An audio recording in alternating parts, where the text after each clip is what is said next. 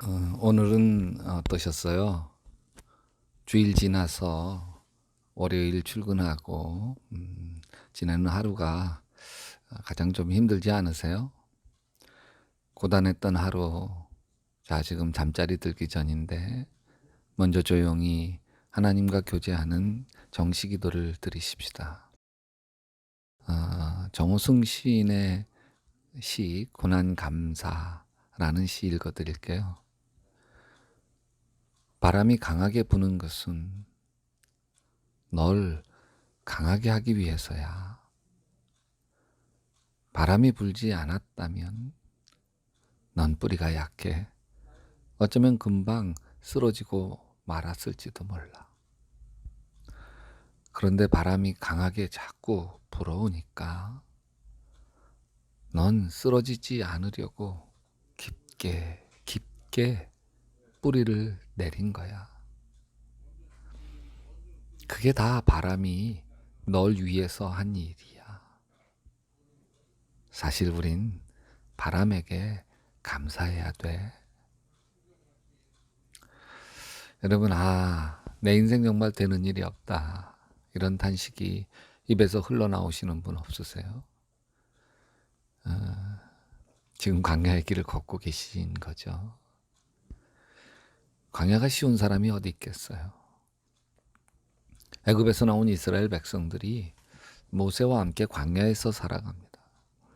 광야는 정말 부족한 것 투성이죠. 마실 물이 있나, 먹을 것이 있나. 낮에는 찌는 듯한 태양이 내리쬐는데 피할 그늘이 없고, 밤에는 추위가 밀려오는데 따뜻한 잠자리가 없네요. 살아도 사는 것 같지 않고 이렇게 사느니 죽는 게 더 낫다 싶은 것이 광야입니다. 민수기 21장 5절에 보면 그래서 백성들 참다도 참을 수 없어 하나님과 모세를 원망합니다. 어찌하여 우리를 이집트에서 데리고 나왔습니까? 이 광야에서 우리를 죽이려고 데리고 나왔습니까? 먹일 것도 없고 마실 것도 없고 이제 만나와 메추라기는 진저리가 납니다. 오죽하면 불평했겠어요. 힘드니까 그런 거죠. 배부르고 등 따숩다면야 누가 불평합니까? 근데 지금 이스라엘 백성들은 인생이 너무 고달퍼요. 언제 이 광야의 고난이 끝나게 되나 기약도 없죠. 그러니 하나님이 원망스러워요. 그런데 하나님도 참 야속하시지. 원망했다고 민수기 21장 6절에 보면 불뱀을 보내주어서 불평하는 사람들 다 물어 죽게 하는 거예요. 이스라엘 백성들을 광야길이 아니라 푸른 초장으로 인도하셨다면 이스라엘 백성들이 불평했겠어요? 괴로워서 불평하는데 그렇다고 불뱀을 보내 다 물려 죽게 하면 하나님 어쩌시잔 말이에요. 하나님이 해도 너무하신 거죠. 근데 이 사건을 통해 주시는 교훈이 있어요. 현실이 고통스러울 때 불평하고 원망할 수 있어요. 근데 좋아지는 게 하나도 없는 거예요. 예를 들어 남편이 속 터지게 해요. 돈을 제대로 벌어오나 집안 살림을 도와주기를 하나 그렇다고 성격이 온순하기를 하나 정말 아내를 너무 힘들게만 합니다. 그렇다고 남편을 원망하고 바가지 긁고 잔소리하면 알수록 남편이 더 나빠지죠. 불뱀처럼 변하지 않아요? 안 그래요? 자식이 속 터지게 해요. 하라는 공부 안 하고 못된 친구들과 어울리고 PC방 가서 게임만 하고 스마트폰만 들고 삽니다. 아무리 잔소리 해봐도 달라지지 않아요. 실컷 두들겨 패보세요. 달라지나. 자식도요. 불평하고 원망하면 더 나빠지고 망가지지 좋아지지가 않더라고요. 지금 이스라엘 백성이 원망이 갑자기 터져 나온 이유가 있어요. 에돔 땅을 지나가야 되는데 가나안 땅 쉽게 갈 텐데 에돔 사람들이 절대 자기네 땅 못 간다고 막아선 거예요. 할 수 없이 빈 길 돌아 먼 길 가야 됩니다. 그래서 백성들 마음이 상한 거예요. 사람이 살면서 불평 한마디 없이 살아갈 수 있는 사람이 어디 있겠어요. 근데 사람을 겪다 보면 남보다 먼저 불평하는 사람이 있어. 남보다 많이 불평하는 사람이 있죠. 노만필 박사가 항상 적극적 사고방식을 강조한 사람이에요. 그가 어느 날 기차를 타고 여행을 하는데 맞은편 한 중년 부부가 앉아있어. 그 부인은 계속해서 이러저러한 불평을 털어놔요. 좌석 불편하다, 시트가 지저분하다, 승무원도 불친절하다. 부인의 불평을 듣고 있던 남편이 노만필 박사에게 인사를 하며 자기를 소개합니다. 저는 변호사고요. 제 아내는 제조업에 종사합니다. 필 박사가 부인께서 어떤 걸 제조하고 있습니까? 남편이 웃으면서 제 아내요. 불평 제조업입니다. 여러분 직장에서 불평을 만드는 제조업자 누구죠? 여러분 가족 중에 불평을 만드는 제조업자 누구인가요? 불평하는 사람은 왜 늘 불평이 입에 달려 있을까요? 상한 마음이 불평을 만듭니다. 이스라엘 백성들은 애굽 땅에서 참 오랜 동안 노예로 살아야 했습니다. 얼마나 억울한 일이 많았겠어요. 얼마나 많은 상처가 쌓이고 쌓였겠습니까? 고달픈 노예살이는 원망과 불평을 쏟아놓게 만들죠. 이게 노예 근성이에요. 홍해를 건널 때 다 버렸어야 하는 습관인데 못 버린 거죠. 이스라엘 백성들이 원망하고 불평하는 것 때문에 참 혹독한 대가를 치러요. 이스라엘 백성들도 억울하죠. 배고프고 목마른데 불평하지 않을 수 있냐고. 모진 광야 생활이 자신을 불평하게 만들었다는 거예요. 하나님의 대답이 뭔지 아세요? 이스라엘 백성들아, 광야 때문에 불평하는 게 된 것 같지? 아니란다.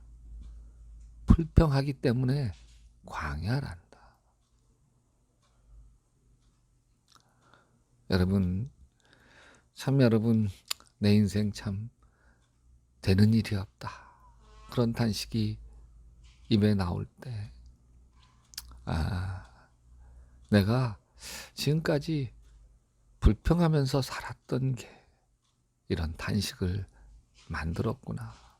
불평하기 때문에 광야구나.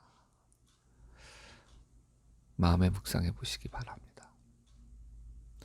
예수님, 내 입에 불평이 달려 있어요.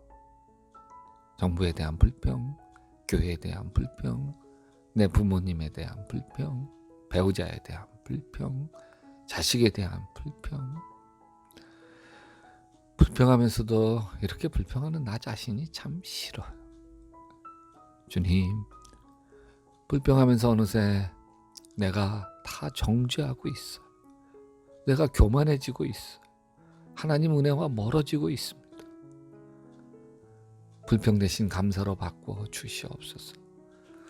내가 한국 사람인 것에 감사하게 하시고, 내가 하나님의 자녀, 기독교인인 것에 감사하게 하시고, 내 배우자, 부모, 자녀에게 감사하게 주셔서 인생의 광야가 지나 가나안 땅을 회복하게 하여 주시옵소서. 여러분 이 시간 더 깊은 기도를 드리십시다. 3분 더 개인적으로 기도하고 난 뒤에 다음 기도를 제가 더 이어가겠습니다.